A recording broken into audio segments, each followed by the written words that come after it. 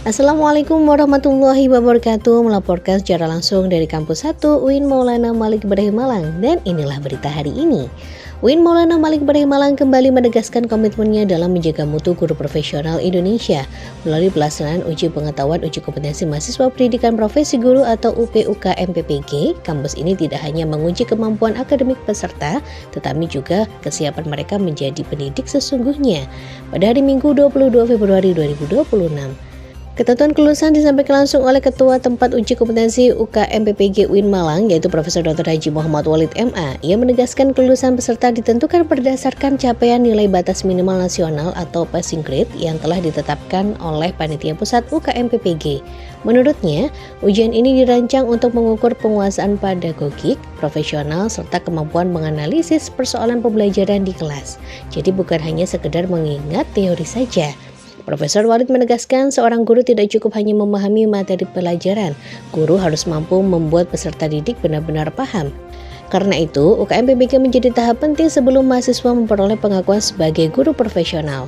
Ia juga mengingatkan pentingnya integritas selama ujian berlangsung. Sistem pengawasan dilakukan secara ketat dengan dukungan perangkat dan jaringan kampus. Setiap bentuk pelanggaran akan berakibat diskualifikasi. Peserta yang belum mencapai passing grade tetap memiliki kesempatan mengikuti ujian ulang pada periode berikutnya setelah melakukan penguatan kompetensi. Untuk membantu kesiapan peserta, UIN Malik Malang menyediakan pendampingan akademik dan pembinaan materi berbasis analisis kasus pembelajaran. Program ini diharapkan mampu meningkatkan kemampuan berpikir kritis calon guru. Faktor yang menentukan mahasiswa PPG ini bisa lulus, apakah itu ujian pengetahuan maupun ujian kinerja, salah satunya adalah bahwa mereka harus mengikuti ketentuan-ketentuan yang berlaku. Yang pertama adalah bahwa nilai UP ini harus sesuai dengan standar kelulusan. Standar kelulusan itu nanti ditentukan oleh panitia nasional, maka mahasiswa yang telah mencapai standar tersebut pasti akan ditentukan dengan kelulusan. Yang kedua, bahwa tentu adalah kejujuran dan integritas ya, karena bagaimanapun juga ini adalah salah satu ujian dalam rangka untuk menentukan kelayakan mereka sebagai seorang guru profesional. Maka jangan sampai kemudian kelulusan UP itu kemudian dipengaruhi oleh hal-hal yang sifatnya di luar kejujuran ya. Jadi, misalnya ada indikasi nyontek dan sebagainya, maka itu bisa menjadi salah satu penyebab mahasiswa tidak lulus walaupun nilai UP-nya itu juga misalnya tinggi gitu ya, termasuk integritas mereka. Nah, mahasiswa yang telah mengikuti ujian UP itu sebenarnya mereka telah disaring dengan berbagai macam kegiatan atau proses PPG-nya yang berlangsung selama kurang lebih 40 hari itu. Dan tidak secara otomatis mereka yang kemudian ikut UP itu berarti tidak lolos dari seleksi ujian proses. Jadi ujian proses dulu, baru mereka bisa ikut ujian UP, dan UP ditentukan oleh banyak hal tadi, diantaranya termasuk nilai standar kelulusan, kemudian kejujuran, integritas, dan sebagainya.